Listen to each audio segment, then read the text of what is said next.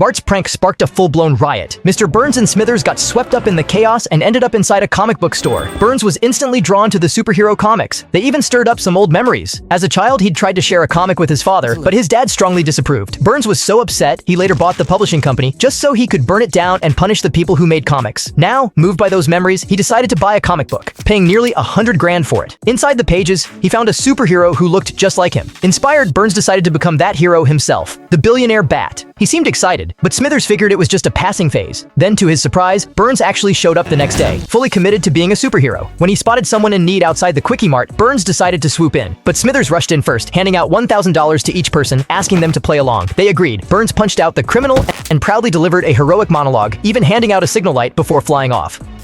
From that moment on, Burns began fighting crime, stopping kidnappers, who were really crusty and friends in disguise, bank robbers, played by Homer and the gang, and even a jewel thief, Catwoman. Smithers was doing it all out of love and loyalty. He even threw a big hero-themed party in Burns' honor. Burns was thrilled, unaware that every guest was a paid actor.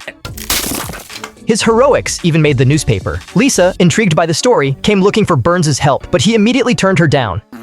That's when Smithers finally broke. He told Burns the truth. Lisa was the first real person who had actually needed him. All his other rescues had been staged, and worse, his justice had actually caused trouble for others.